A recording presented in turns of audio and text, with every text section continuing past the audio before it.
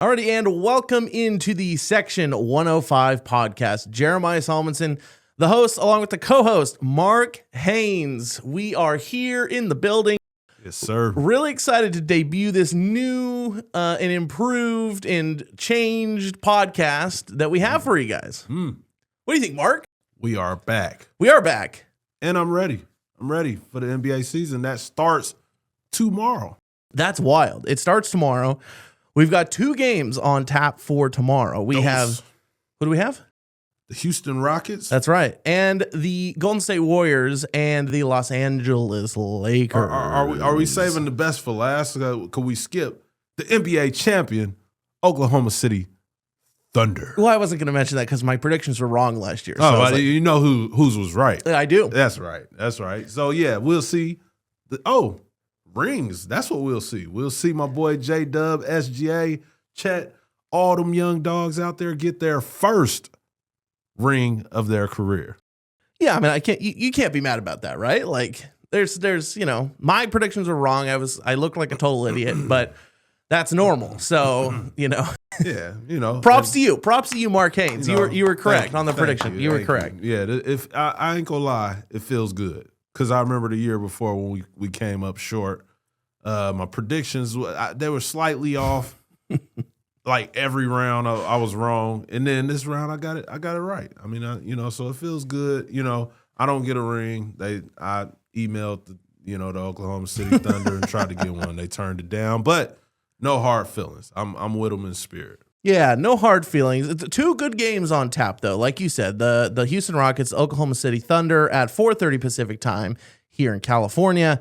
And then in Los Angeles, the Lakers take on the Warriors at 7 o'clock local time here.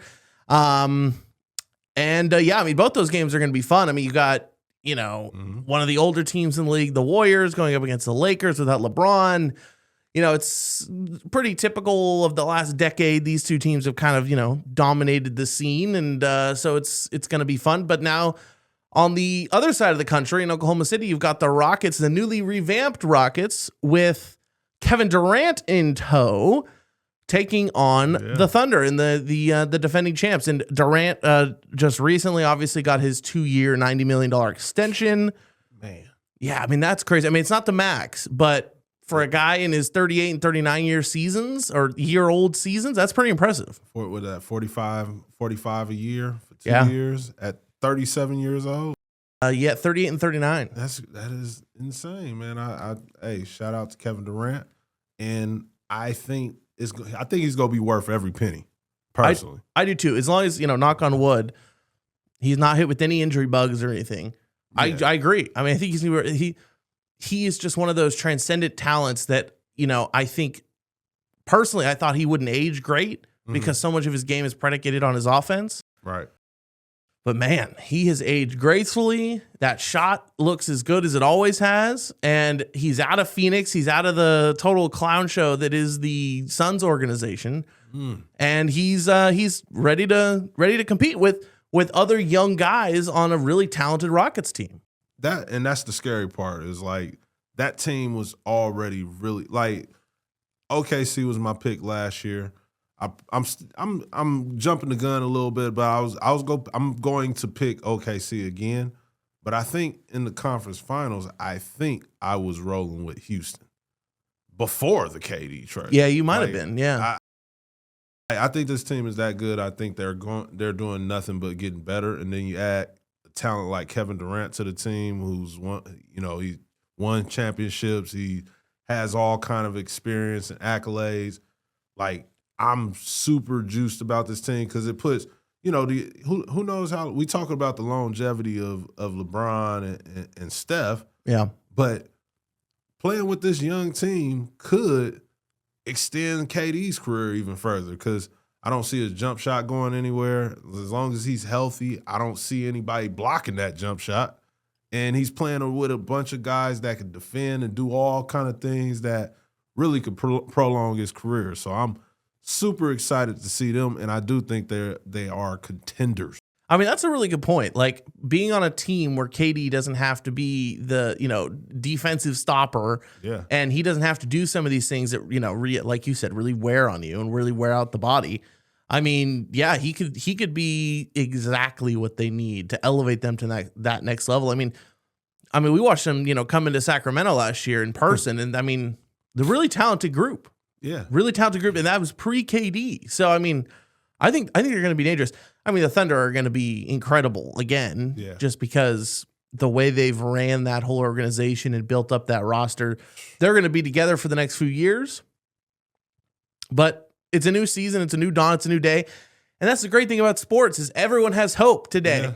And everyone has hope tomorrow. And then Wednesday comes and all the fan bases come crashing down because they watched the first game of their team and it is a disaster, which little segue might or might not be the case for the Sacramento Kings. Don't. I'm not going to say it's going to be like that, but there's a lot of uncertainty going into the Sacramento Kings season. I mean, I don't think there's any arguing with that. You've got guys like Zach LaVine, DeMar DeRozan, Domantas Sabonis, Russell Westbrook now. Yeah. You've got all these guys, and then you've got a bunch of young guys like Keegan Murray, Keon Ellis, Neek Clifford, Maxime Reynaud. Let's see how much he'll play. I don't think he's quite ready yet, but we'll see. A lot of talent, but really it seems like no direction, no real identity that you can really find in the group. And I think the chemistry is really going to be lacking to start the season. As much as I think Doug Christie is going to hang his hat on chemistry and defense and identity, I just don't see it coming together on Wednesday when they play their first game in Phoenix. And you know what's interesting about like the Sacramento Kings? Because like you say, it's so much talent on the team. So much. You name guys or whatever, and I'm not calling you out for missing a name or two or whatnot. But there's more. Like Dennis and Malik and totally. It goes on and on. But when you look at and you hear all those names, you don't automatically think winning. That can happen. I don't even think it's the fault of any one guy in particular. I mean, not at all. We talked to Russ at the presser a couple days ago, and he told us, the media, he's like, winning in this league is a lot of luck. And he's right. I mean, you got to have everything work out perfect. You're telling me you throw Shea on, some random rebuilding team like the Bulls or something, and they're going to win the finals? Probably not, Like, you throw one of these MVP guys, you throw Jokic on Charlotte, and you think Charlotte's gonna, be contending for you know what I mean? So it's like, he's not wrong. And so I don't think it's any one of these guys' fault that you see those names and you don't think winning. Right. I think it's just, this is like a collection of elite talent, like you said, 2 first ballot Hall of Famers, Russ and DeMar, and just not a lot of size, not a lot of, I just don't think a lot of the pieces fit together, even if the pieces themselves are very talented. Right. And I think that's the thing with this team and this roster. Like I said it before. I think it is very similar to the first Beam team, right?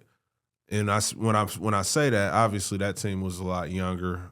You had it was built a little differently. You had De'Aaron Fox still, but that team came in with low expectation.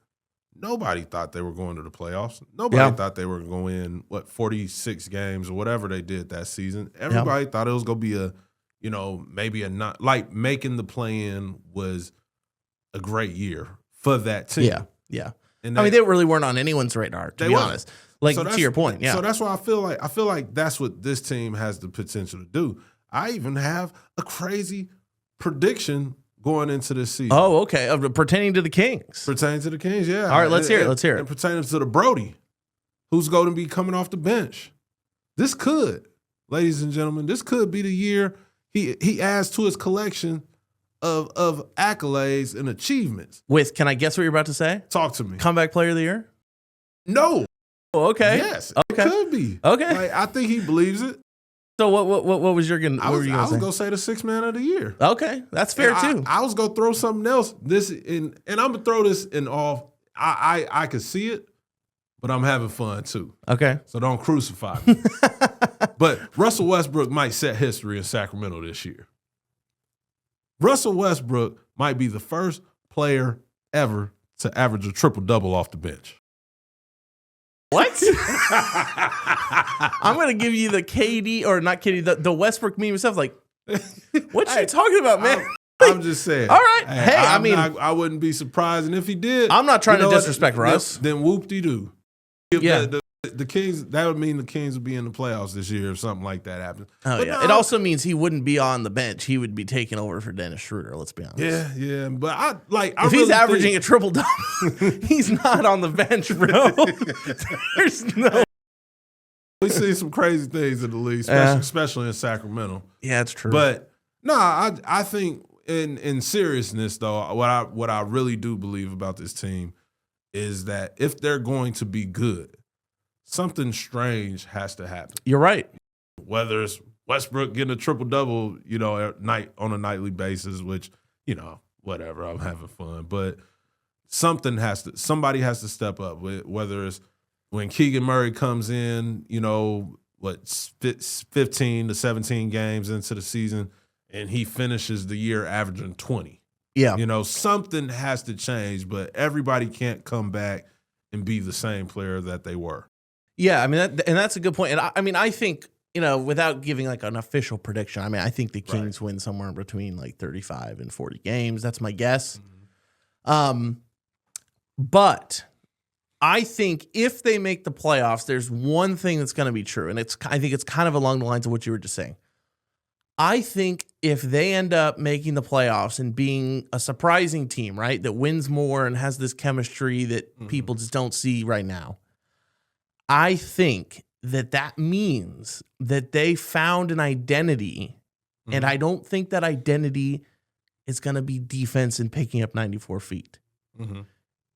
It's just not going to happen with this roster, in my opinion. Mm-hmm. You don't have the personnel, the guys' games that, DeMar DeRozan is a Hall of Fame player. He didn't build that resume off picking up 94 feet and, being this defensive guru. You know what I mean? Right. I think you have to play to the strengths of your team and develop an identity out of that. And I understand Scott and Doug wanting these 6 pillars and, accountability, toughness, all these things. But if the Kings are going to be successful this season, I'm not saying this is the playbook for your organization. Right. But this season with these guys, they're going to have to find an identity and play to it, and it's not going to be that. So that's my prediction. If this Kings team succeeds, you're going to see an identity kind of grow out of them, and it's not going to be defense. That's just that's my hot take or whatever. Having watched this team, seen them practice, seen their preseason, been around these guys for a few years, that's what I think it's going to take. And we'll see if they can figure it out or if it's just these two competing ideas and they never really get to mesh. I don't know. What do you think about that? No, I don't think that's a hot take at all. I think like Beam Team 1. Remember that? They really had an identity. Yeah. And it wasn't rooted, I think, in what Mike Brown really thought their identity was going to be. Right. But he let them play to it. Right. And like when we talk about the 6 pillars, I can't name them all right now, but would it be a success if you got 3 out of 6 of those things this season? Because I don't think that Scott and Doug are saying that anything is going to happen overnight. But I do wonder, what has to happen right away? And the one thing I think that has to happen is, like you said, is the identity. Yeah. Or whatever, because that's one, that's one of the pillars or whatever they want. And that's the main thing is about figuring out who we are, and that's playing tough. That's playing being competitive on a nightly basis. If I feel like if you can get the groundwork set for at least half of those this season, I think you could have a pretty good year. Yeah, I think you're right. And I'm not trying to say that these pillars and this identity and this culture they're trying to build is not admirable or aspirational. Mm-hmm. You have to have the personnel to do it. And I've thought this for years now. When, Mike Brown all of last season was we get the details and in defense and, all these little things. And we all kind of looked around and were I understand, but these guys haven't built their careers on the things you're talking about. You know what I mean? Mm-hmm. And, I don't know what to make of that. It's just because someone hasn't done it before, does that mean they can never do it, Right. But, these are professional athletes. These are guys that have their specialties. And I mean, even Zach LaVine has talked about it at practice with us. He's like, we need to play to our strength. Mm-hmm. And I asked him that after one of the losses at Golden Once. I'm like, what do you think your strengths are? Mm-hmm. And Zach listed off a bunch of things that had nothing to do with what the top-down identity looked like. Right. And this isn't a critique of Doug or the Kings or even the players. This is just like, he's right. Like, Zach is a prolific 3-level scorer. Mm-hmm. And DeMar is one of the best mid-range games ever in basketball. And Sabonis is a rebound king and gifted offensively and gifted in the pick and roll. You know what I mean? But like, none of those things are defense, like Keon Ellis is a gifted defender. Mm-hmm. Keegan Murray's a gifted team defender and other aspects of his game. You know what I mean? So like, I think their identity has to come from the individuals that they have. And I don't think that's going to be what's been mostly purported. You know what I mean? No, even when you think about, like you say, when we talk about identity and understanding like what they are trying to accomplish on the court, I feel like the teams like what made OKC obviously they're super talented, but what made them champions is they understand who they are, meaning the number one option is SGA. Yeah. Yeah. It don't matter. It was games where J-Dub was going crazy in the playoffs. He had a game where he scored 40. Yeah.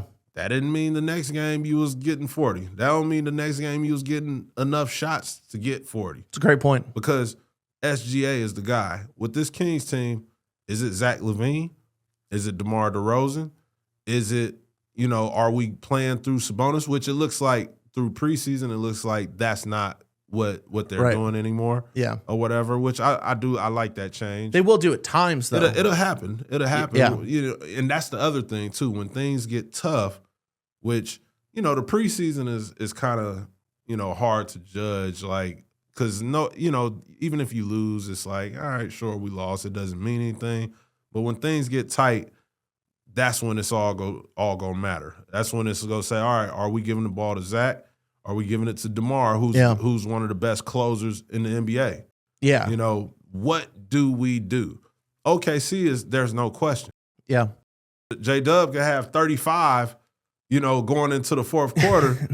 not touch the ball. And not touch the ball because it's like, get out, unless SGA gives it to him. Yeah, yeah. No, that's a good point. It's a funny video that somebody posted where they made it like SGA was like making such a brilliant, observation down the floor. He's like yelling at J-Dub for the ball. Like before they even cross at half court, Dub is like, what? And he goes and, he gets a bucket or whatever, whatnot. But that's, you can't question who's number one. Yeah. And with this team, I don't know if we know who's number one. Yeah, that's totally fair. But it's just hard. Like, as much as I think, and objectively, as a journalist, I'm trying to be as objective as I can first, and then, like lean on the anecdotes and the relationship you have to, to understand maybe what'll happen and what's going on. But objectively, this team is just so talented. They really are, really talented.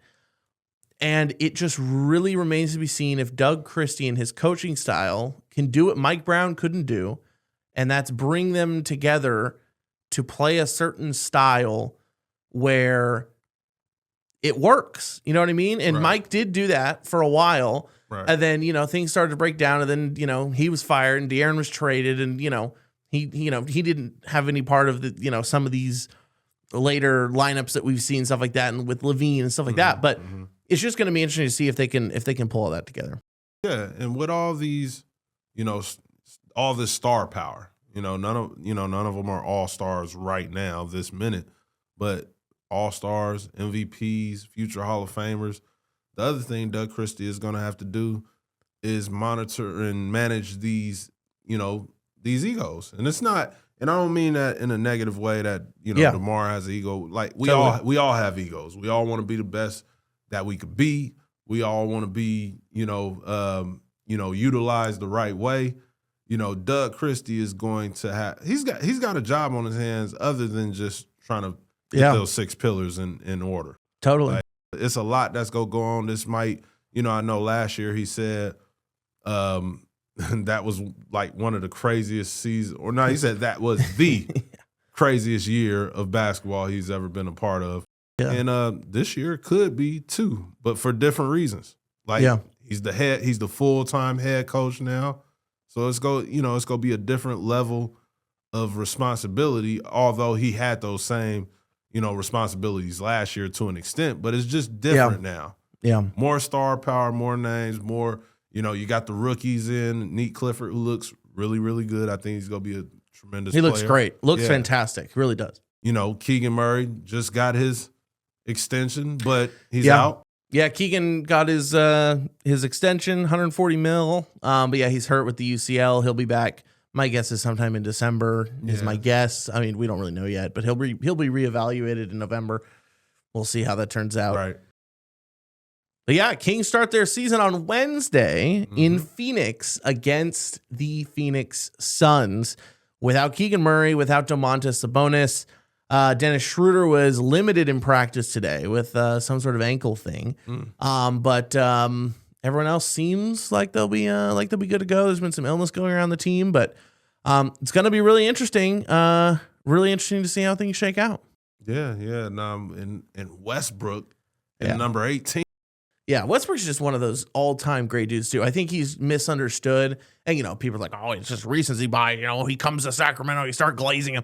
No, I mean, there's part of that. Like, I haven't spent that much time around Westbrook throughout my career, and I'm going to get to spend a lot of time around him now. So I think whenever you get to know someone more, you think more positively of them than from afar, right? But I think he's one of those really misunderstood guys in the league. Like he's someone that anyone would want on their team, right? Someone who plays really hard, is super gifted. I mean, yeah, it's going to come with some turnovers. It's going to come with some crazy plays here and there, but he's just one of those all around, I think, really good dudes that you want on your team. And I think it's going to have a big impact on the young guys, especially like Neek and Keon and Keegan. Some of these guys that are getting established in the league. I don't know why you wouldn't want to have a guy like Russ for the vet men on your team. You know what I mean? No, I agree. And I question for you: Are you surprised that nobody picked up Westbrook? Totally. And I understand the aprons and the second apron nonsense and the whole CBA thing that's going on. Like teams just don't have any money to spend, or if they do, they're really being careful with it and making sure they have room for moves they want to do. But yeah, I'm totally surprised. I mean, he's 36. It's not like he's 40. He's 36. He came off of a productive season against, with Denver. And I'm definitely surprised. And I think he was hoping for more money or at least maybe a 2-year deal with someone earlier in the, I don't know this confirmed, but, right. And then, when that didn't materialize, he knew the Kings wanted him. He just knew the Kings couldn't give him much. And so I think when that materialized, he's like, all right, we'll go there. Yeah, no, I don't know if I would say I was surprised, but I knew he was going to be a Sacramento King. Yeah. I don't remember if I might have posted it on Threads or a pod or something. Repost it, Mark. I probably said it, but I was like, especially when all the Jonathan Kuminga talk was going on or whatever, I never thought that was going to happen, especially right then. But I was like, people ask, I'm like, yeah, Russ will probably be a King. Yeah. Because I didn't see – I don't know. He gets a bad rap. I've always been a huge Russell Westbrook fan, so the Sacramento glazing won't be hard for me. You obviously see I'm giving him a triple-double off the bench. Yeah, I mean, crazy. First player ever. I mean, he possesses the abilities, but crazy predictions. Like how cool would that be in Sacramento? That would be awesome. But it'd be incredible. Yeah. It really would. But I wonder how long, if that did happen, how long would it prolong his career? Like, would teams start if he averaged a triple-double?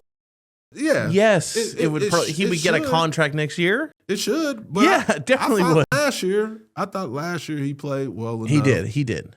For teams to want to have. He did. And I really think that this collective bargaining agreement is really hurting these players, like Russ.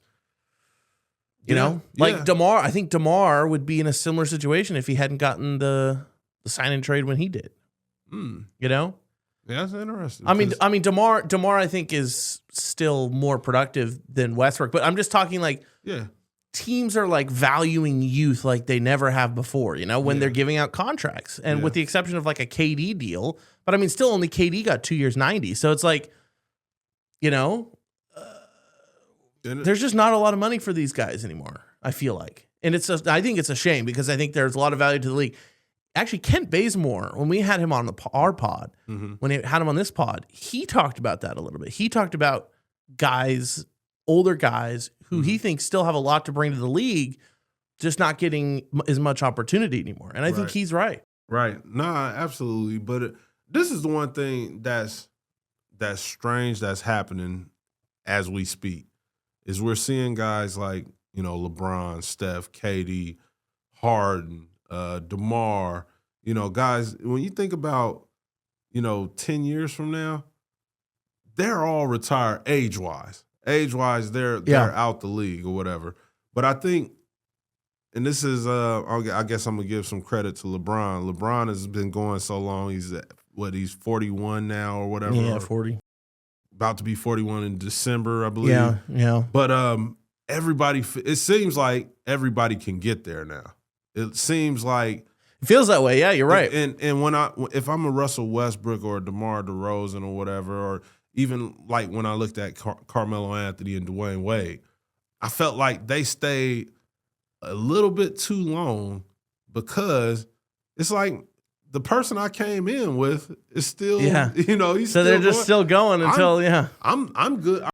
And like I seen an interview with Paul Pierce, and he was talking about that. He was like, when he went to the Clippers, he thought he was good enough to start. He thought he believed he should be starting, and he was like, Doc Rivers benched him for Wesley Johnson, and he's like, no offense to him, I thought I was better than him. Yeah. And he's like, then next thing you know, I'm getting DMPs. Like I'm not even just on the bench, I'm DMPs. But it's something about the older guys or whatever that just doesn't translate into, I feel like, one, winning basketball and being in a winning situation, but they need like a perfect situation like Kevin Durant, Steph Curry, LeBron James. Yeah, and it's going to be fascinating to see. I'm really looking forward to this NBA season. I mean, I know there's, you know, we're so busy with King stuff and everything, it can kind of, you know, the clouds can get in the way of everything. But I'm really excited for another season of hoops. We'll be with you all season on the Section 105 podcast. I'm Jeremiah Solomons, and this is Mark Haynes. Yep. We'll be back with another episode next week. Stay tuned. Hit subscribe. We appreciate all of you. Thanks very much.